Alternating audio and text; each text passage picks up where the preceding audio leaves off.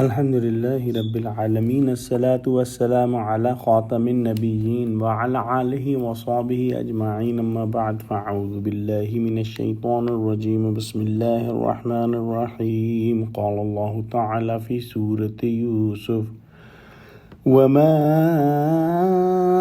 أرسلنا من قبلك إلا رجالا نوحي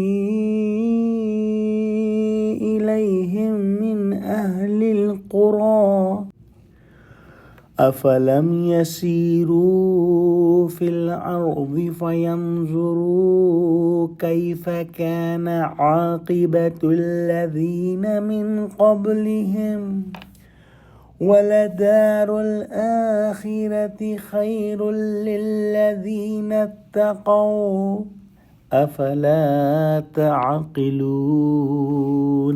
ترجمہ: اور ہم نے تم سے پہلے بستیوں کے رہنے والوں میں سے مرد ہی بھیجے تھے جن کی طرف ہم وحی بھیجتے تھے۔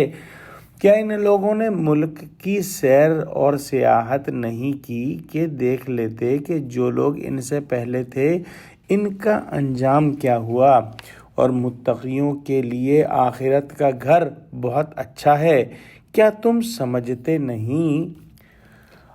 یعنی اللہ سبحانہ و تعالی نے پہلے بھی آسمانوں سے فرشتوں کو نبی بنا کر نہیں بھیجا۔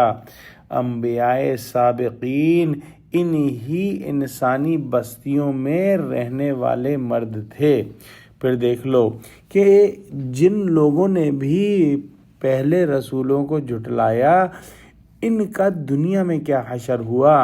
حالانکہ دنیا میں کافروں کو بھی بسا اوقات عیش نصیب ہو جاتا ہے، اور آخرت کی بہتری تو خالص ان کے لیے ہے جو شرک اور کفر سے پرہیز کرتے ہیں۔ یہ تنبیہ ہے کہ کفار مکہ کو اگلوں کے احوال سے عبرت حاصل کرنی چاہیے۔ تنبیہ: اس آیت سے یہ مطلب بھی نکلتا ہے کہ کوئی عورت کبھی نبی نہیں بنائی گئی۔ حضرت مریم علیہ السلام کو بھی اللہ سبحانہ و تعالی نے نبوت نہیں عطا فرمائی۔ قرآن میں ان کا ذکر آیا ہے اور ان کو صدیقہ کا مرتبہ دیا گیا ہے۔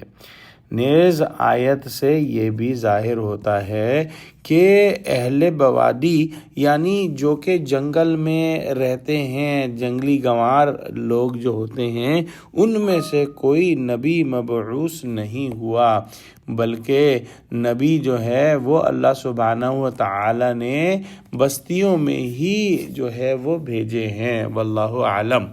دعا کرتے ہیں کہ اللہ سبحانہ و تعالی ہم کو قرآن کا فہم عطا فرما، ہم کو سچوں سے جوڑے، ہم کو صراط مستقیم پر قائم فرما دے، اللہ مسلمانوں کو متحد کر دے، آمین۔